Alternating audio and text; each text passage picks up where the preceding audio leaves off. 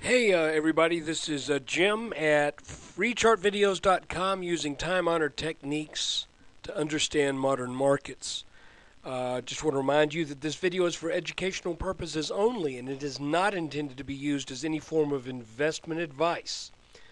I can draw lines on charts, but you have to draw your own conclusions from your own due diligence and make investment decisions that are suitable for your financial situation. And I'll remind you that I'm not a licensed professional. I'm just a guy that draws lines on charts. So let's look at the S&P. And before we take a look at this chart, I just want to make a politically incorrect observation. But and you know, it may eventually end up coming to this country.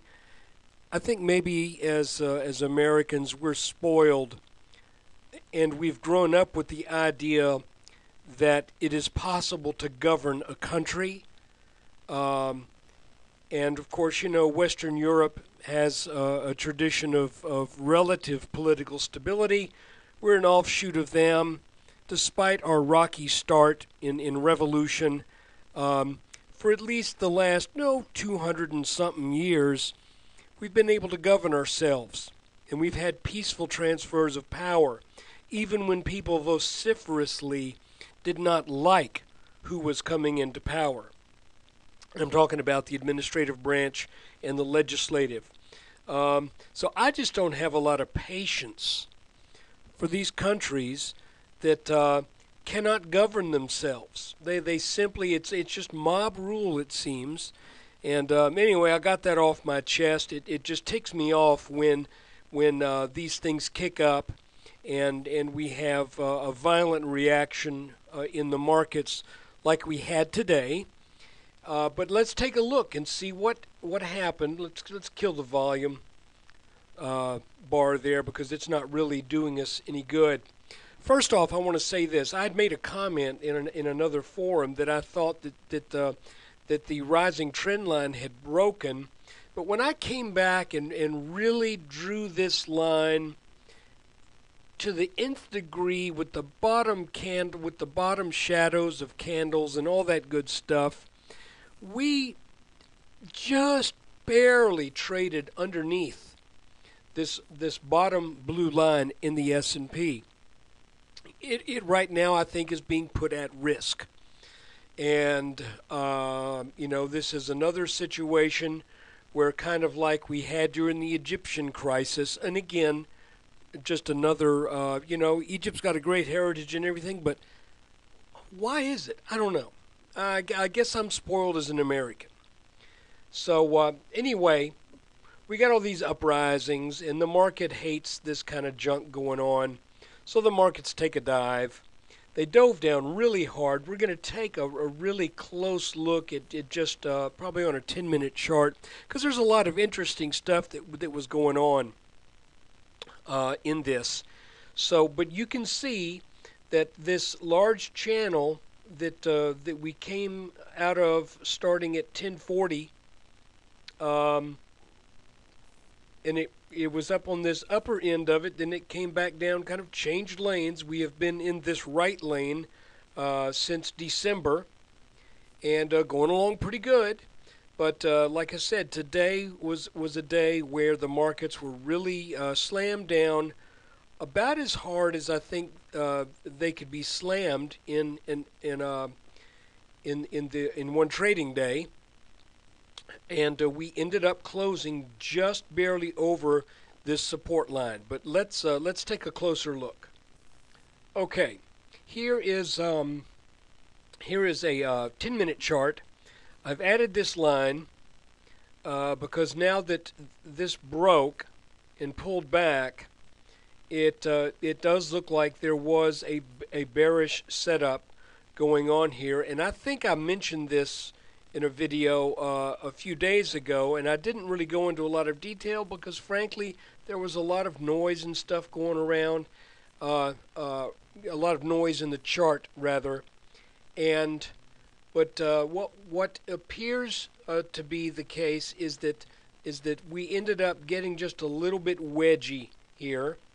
Let me change the color of that. There we go. So we ended up breaking down out of this line, and you can see what happened. This is interesting. You might not want to talk about it because it was also ugly, but it was interesting. This is kind of like an autopsy here. And that is prices. By the way, they didn't open here and then move down, really. I just, again, you know, the S&P, as soon as stocks started reporting their first trades, it pretty much started the day outside of the bottom of this line, down below this line. But anyway, we'll pretend like it started up here. So this line broke. It came down to this neckline, call it sort of a neckline, and ended up bouncing off that. And I was thinking, oh, hey, you know, we're going to bounce here. And it pulled back to this. Then it came back down, bounced around this again, came back, looked like it was going to maybe firm up here and head back up. It did firm up, but then it came back, and that's when it violated that blue channel line. Now, if we look at it even closer, I want to show you that there's this gray line right here, and this gray line showed a number of peaks.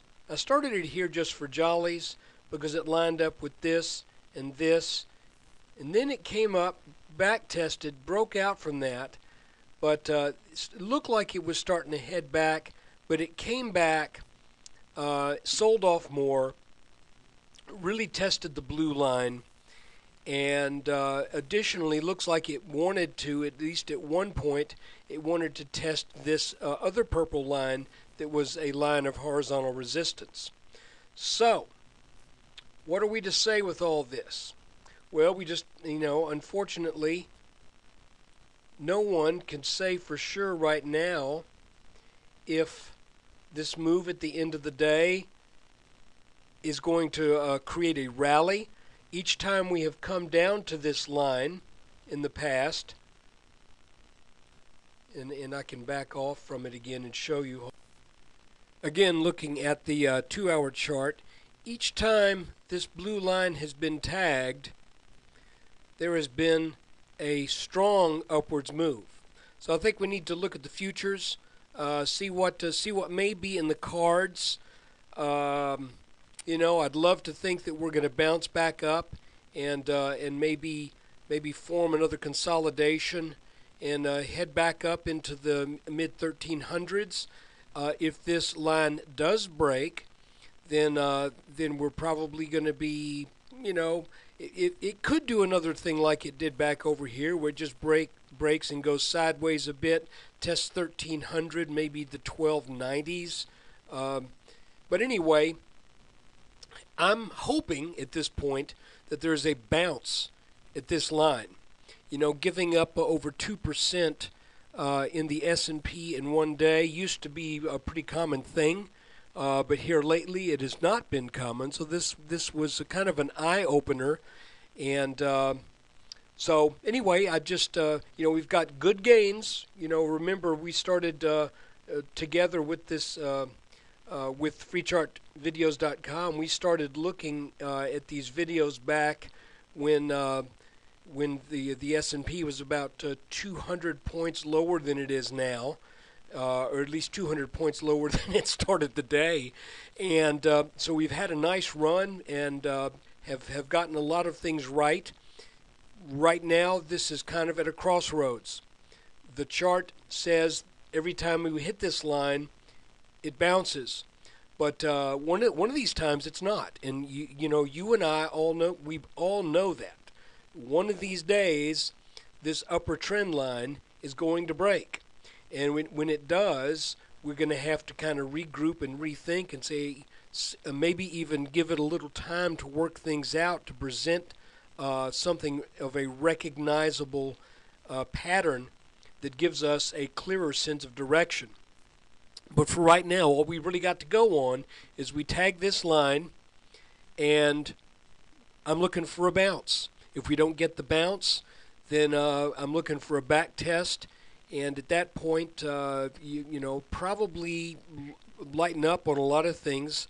I had lightened up already in some of the 3X funds. The only one that I've got right now is the 2X gold ETF, and I've got individual stocks that have been look like they've been taken down to support. So I'm hoping that they weather this as well.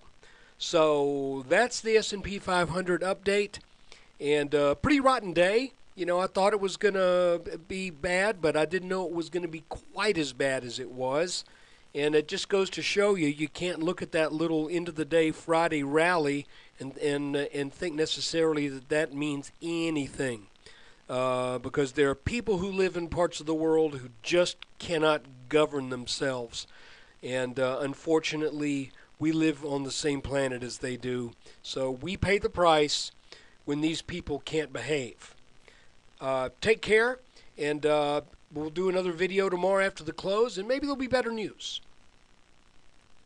And of course, when you get a chance, visit freechartvideos.com, where we try to use time-honored techniques to understand modern markets.